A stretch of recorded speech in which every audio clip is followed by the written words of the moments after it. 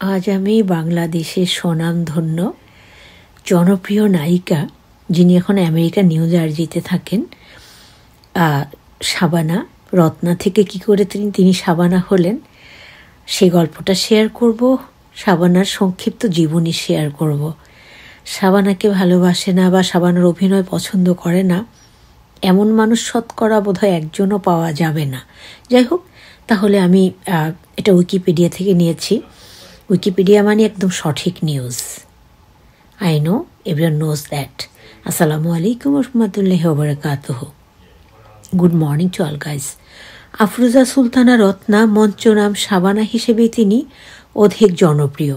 জন্ম 15 জুন 1952 সাল। হচ্ছেন একজন বাংলাদেশি জীবন্ত কিংবদন্তি চলচ্চিত্র অভিনেত্রী। 1962 সালে শিশুশিল্পী হিসেবে নতুন সুর চলচ্চিত্রে তার চলচ্চিত্রে আবির্ভাব ঘটে। 1967 সালে চকরি চলচ্চিত্রে চিত্রনায়ক নাদিমের বিপরীতে প্রধান নারী চরিত্রে অভিনয় করেন। শাবানার প্রকৃত নাম রত্না। চিত্র পরিচালক এহতেসাম চকরি চলচ্চিত্রে তার নাম দেন শাবানা। তার পূর্ণ নাম আফরোজা সুলতানা রত্না। পৈতৃক বাড়ি চট্টগ্রাম জেলার রাউজান উপজেলায় ডাবুয়া গ্রামে। তিনি তার 36 বছর কর্মজীবনে 299টি চলচ্চিত্রে অভিনয় করেন। 60 থেকে 90 দশকে জনপ্রিয়তার তুঙ্গে ছিলেন এই অভিনেত্রী। 2000 সালে রূপালী জগৎ থেকে নিজেকে আড়াল করে ফেলেন এই নায়িকা। দীর্ঘ কর্মজীবনে তিনি অভিনয়ের জন্য 9 বার ও প্রযোজক হিসেবে 1 বার জাতীয় চলচ্চিত্র পুরস্কার লাভ করেন এবং 2017 সালে আজীবন সম্মাননায় ভূষিত হন। 1962 থেকে 1969 অভিনয়ের প্রারম্ভকাল। চলচ্চিত্রকার এহতেসামের হাত ধরে চলচ্চিত্রে অভিষেক হয় তার। এহতেসাম পরিচালিত নতুন সুর চলচ্চিত্রে তিনি শিশুশিল্পী হিসেবে অভিনয় করেন। এই চলচ্চিত্রে এহতেসামের সহকারী ছিলেন আজিজুর রহমান। তিনি তাকে স্ক্রিপ্ট মুখস্থ, সংলাপ প্রদান ও ক্যামেরার সামনে দাঁড়ানোর তালিম দেন। শিশুশিল্পী হিসেবে তিনি ইবনে মিজান পরিচালিত আবার বনবাসের রূপবান 1966 সাল এবং 500 চরিত্রে মুস্তাফিজ পরিচালিত ডাকবাবু 1966 সাল চলচ্চিত্রে অভিনয় করেন। পরের বছর 1967 সালে এহতেসাম পরিচালিত ঊর্ধ্ব চলচ্চিত্র চকরিতে কেন্দ্রীয় প্রধান চরিত্রে অভিনয় করেন নাদিমের বিপরীতে এবং ব্যাপক জনপ্রিয়তা পান। এই চলচ্চিত্রে পরিচালক এহতেসাম তার নাম রত্না বদলিয়ে শাবানা রাখেন। 1970 থেকে 1979 জনপ্রিয়তা প্রযোজনা। 1970-এর দশকের শুরুতে শাবানা কাজী জহির পরিচালিত মধুমিলন 1970, অবুঝমন 1972 এই দুটি চলচ্চিত্রের মাধ্যমে তিনি রাজ্জাকের সাথে জুটি গড়ে তোলেন। 1970 সালে তিনি শোর লখনভি পরিচালিত উর্দু চলচ্চিত্র চাঁদ সুরজ এবং মুস্তাফিজ পরিচালিত একই অঙ্গে এত রূপ ও কাজী মেজবাউদ্দিন পরিচালিত ছদ্মবেশী ছবিতে অভিনয় করেন। 1972 সালে তার অভিনীত অন্যান্য চলচ্চিত্রগুলোর মধ্যে এস.এম. শফিকের ছন্দ হারিয়ে গেল, নাজমুল হুদার চৌধুরী বাড়ি এবং আজিজুর রহমানের সমাধান ও স্বীকৃতি। এই বছর তিনি মাসুদ পারভেজের প্রযোজনায় চাষী নজরুল ইসলাম পরিচালিত বাংলাদেশের মুক্তিযুদ্ধভিত্তিক সিনেমা ওরা 11 জন 1972 সালে চলচ্চিত্রে অভিনয় করেন। পরের বছর তিনি আজিজুর রহমান পরিচালিত অতিথি ও সিবি জামান পরিচালিত ঝড়ের পাখি চলচ্চিত্রে অভিনয় করেন। 1977 সালে সিরাজুল ইসলাম ভূঁইয়া পরিচালিত জননী চলচ্চিত্রে অভিনয় করেন। চলচ্চিত্রের জন্য শ্রেষ্ঠ 500 চরিত্রে অভিনেত্রী বিভাগে জাতীয় চলচ্চিত্র পুরস্কার পেলেও তিনি তা প্রত্যাখ্যান করেন এবং তার মাধ্যমে জাতীয় চলচ্চিত্র পুরস্কার প্রত্যাখ্যান রীতি শুরু হয়। জনপ্রিয়তার শীর্ষে থাকা শাবানা 1979 সালে প্রযোজকের খাতায় নাম লেখান। 1979 সালে তার স্বামী ওয়াহিদ সাদিককে নিয়ে তিনি প্রতিষ্ঠা করেন এস.এস. প্রোডাকশনস এবং নির্মাণ করেন মাটির ঘর চলচ্চিত্র। এটি পরিচালনা করেন আজিজুর রহমান এবং এতে শাবানার বিপরীতে অভিনয় করেন নায়ক রাজ্জাক। 1980 থেকে 91 সাফল্য পুরস্কার প্রাপ্ত। 80-র দশকে শাবানা বেশ কিছু ব্যবসা সফল ও অসাধারণ চলচ্চিত্র দর্শকদের উপহার দেন। 1980 সালে আব্দুল্লাল মামুন পরিচালিত সখী তুমি কার এবং আজিজুর রহমান পরিচালিত শেষ উত্তর ও ছুটির ঘণ্টা চলচ্চিত্রগুলো তাকে সুখ্যাতি এনে দেয়।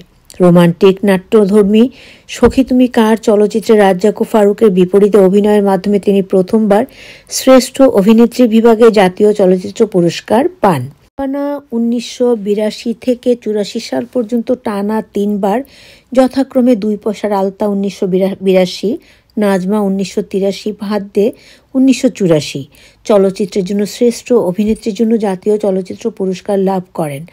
আমজাদ হোসেন পরিচালিত 2 পয়সার আলতা চলচ্চিত্রে চাচার সংসারে পালিত পিতামাতাহীন এক মেয়ে কুসুম চরিত্রে অভিনয় করেন। সুভাষ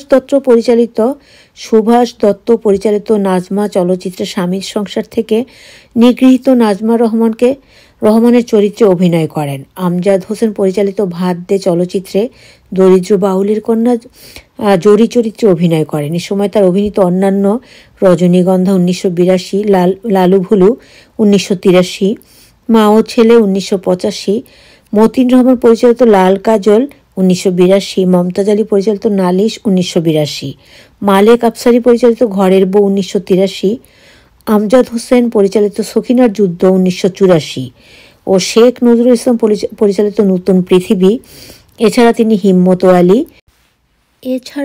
হিম্মত আলী 1984, বাসেরা 1984 ও হালচাল উর্দু চলচ্চিত্রে অভিনয় করেন। 1986 সালে শাবানা, নায়করাজ রাজ্জাক পরিচালিত চাপাডাঙ্গার বউ, এজে মিন্টু পরিচালিত অশান্তি বাংলা চলচ্চিত্র এবং প্রমোদ চক্রবর্তী পরিচালিত শত্রু শিরোনামের একটি হিন্দি চলচ্চিত্রে রাজেশ খান্নার বিপরীতে তিনি অভিনয় করেন। পরের বছর সুভাষ দত্ত পরিচালিত স্বামী স্ত্রী, দিলীপ বিশ্বাস পরিচালিত অপেক্ষা, বুলবুল আহমেদ পরিচালিত রাজলক্ষ্মী ও শ্রীকান্ত, এজে মিন্টু পরিচালিত লালু মাস্তান, জহিরুল হক পরিচালিত সারেন্ডার ছবিতে অভিনয় করেন। অপেক্ষা চলচ্চিত্রে অভিনয়ের জন্য তিনি পঞ্চমবারের মতো শ্রেষ্ঠ অভিনেত্রীর জন্য জাতীয় চলচ্চিত্র পুরস্কার লাভ করেন। 1989 সালে তিনি মতিউর রহমান পরিচালিত রাঙাভাবি, কামাল আহমেদ পরিচালিত ব্যথার দান ও এজে মিন্টু পরিচালিত সত্য মিথ্যা চলচ্চিত্রে অভিনয় করেন।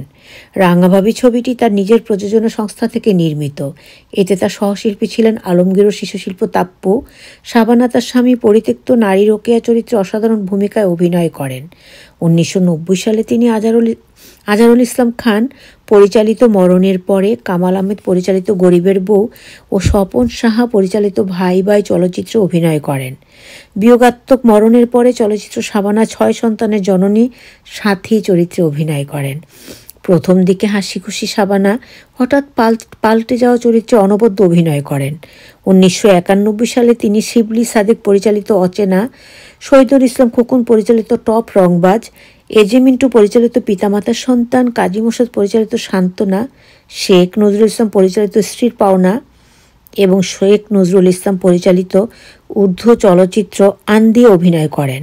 শাবানা 1889 থেকে 1991 সাল পর্যন্ত পুনরায় টানা 3 বার যথাক্রমে রাঙাভাবি, মরণের পরে, অচেনা এসব সিনেমাগুলোর শ্রেষ্ঠ চরিত্রের পুরস্কার তিনি জিতে নেন।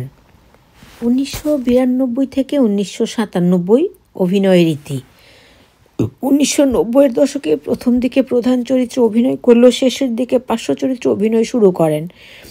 প্রধান চরিত্রে মতিন রহমান পরিচালিত অন্ধবিশ্বাস 1992, মালেক আফসারি পরিচালিত ক্ষমা, মোহাম্মদ মনোয়ার হোসেন পরিচালিত লক্ষ্মীর সংসার 1992, কামাল আহমেদ পরিচালিত অবোধ সন্তান 1993, শহীদুল ইসলাম খোকন পরিচালিত ঘাতক 1994 ও মাসুদ পারভেজ পরিচালিত ঘরের শত্রু চলচ্চিত্রে অভিনয় করেন। তার পার্শ্ব চরিত্রে অভিনীত চলচ্চিত্রের মধ্যে স্নেহ, কন্যাদান, সত্যের মৃত্যু নেই, স্বামী কেন আসামি উল্লেখযোগ্য। 1997 সালে তিনি হঠাৎ করে অভিনয়ের রীতি টানেন। তার অভিনীত সর্বশেষ চলচ্চিত্র আজিজুর রহমান পরিচালিত ঘরে ঘরে যুদ্ধ 1997 সালে মুক্তি পায়। এরপর তিনি মার্কিন যুক্তরাষ্ট্রের নিউ জার্সিতে তার পরিবারের কাছে চলে যান এবং স্থায়ীভাবে সেখানে বসবাস করছেন। শাবানার ব্যক্তিগত জীবন। শাবানা 1973 সালে ওয়াইস সাদিকের সাথে বিবাহ বন্ধনে আবদ্ধ হন। সাবেক শিক্ষামন্ত্রী কে সাদিক তার ভাসুর। সাদিক একজন সহকারী কর্মকর্তা ছিলেন। শাবানার প্রযোজনা প্রতিষ্ঠান SS প্রোডাকশনের দেখাশোনা করতেন সাদিক। 1997 সালে শাবানা হঠাৎ চলচ্চিত্র অঙ্গন থেকে বিদায় নেওয়ার ঘোষণা দেন এবং 2000 সালে সপরিবারে যুক্তরাষ্ট্রে চলে আসেন। শাবানা সাদিক দম্পতির 2 মেয়ে উর্মি ও সুমি এবং 1 ছেলে নাহিন। এখানে একটু বলে নেই, আমার সৌভাগ্য হয়েছিল শাবানার সাথে পাশাপাশি বসে সিনেমা দেখার। সেটা ছিল রাঙা ভাবি সিনেমা। সেই সিনেমাটা কোন দেশে যেন ওদের দেশের ভাষায় ট্রান্সলেট করে নেওয়া হবে।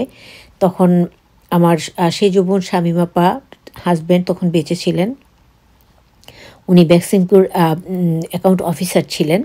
তখন তিনি পাশ এনে দিয়েছিলেন। তিনি সিনেমাটা পছন্দ করতেন না, উনি খুব আল্লাভীর মানুষ ছিলেন। উনি কয়েকটা পাশ এনে দিয়েছিলেন, আমি আরও কয়েকজন আমাদের সাথে। আর সেখানে শাবানার 2 মেয়ে ছিলেন, তার হাজব্যান্ড শাবানা মানে সাদিক ওয়াহিদও ছিলেন। আর কি বলবো, শাবানা যে সামনাসামনি, তিনি সেদিন একটা নীল কাতান পরেছিলেন যখন স্টেজে উঠলেন। আমি তাকে দেখে মুগ্ধ হয়ে একেবারে আমার মুগ্ধতা শেষ হচ্ছিল না। আমি এমনি করে তার দিকে তাকিয়েছিলাম। মনে হচ্ছিল তার বিউটি কুইন নামটা দেয়া যথার্থ সার্থক হয়েছে। আর তার 2 মেয়ে আমার পাশে বসেছিল। আর ছিল নূতন, যে প্রায় সময় শাবানার প্রতিদ্বন্দ্বী হতেন। নূতন এখন অনেক বয়স হয়ে গেছে, তিনিও ছিলেন। তিনি বেশ একেবারে ওভার স্মার্ট বলা চলে ওনাকে, নূতনকে, শ্যামলা গায়ের রং। আর শাবানার অভিনীত রাঙাভাবি পর্দায় দেখে কেঁদে অস্থির হচ্ছিলেন। নতুন তাদেরকে গালে ধরে আদর করে বলছিলেন, মামুনি এটা তো সিনেমা, তোমার আম্মু এখানে অভিনয় করছে, এটা বাস্তব না। সে কথাগুলো মনে আছে। আর সিনেমাটা খুবই ভালো লেগেছিল। রাঙাভাবি সিনেমাটা খুব চমৎকার একটা সিনেমা ছিল। একটা রাঙাভাবি সিনেমাটা যারা দেখেছো জানো, যারা দেখোনি আমন্ত্রণ জানাচ্ছি, সিনেমাটা দেখবে। যদিও অনেক পুরনো হয়ে গেছে, কিন্তু তোমাদের প্রত্যেকের কাছে ভালো লাগবে, আই থিঙ্ক সো। তাহলে আসসালামু আলাইকুম রহমতুল্লাহি ওয়া বারাকাতুহু। এখানে শেষ করছি। সবাই ভালো থাকবে, অনেক দোয়া এবং অনেক ভালোবাসা সব সময়ের মতো। আল্লাহ হাফেজ।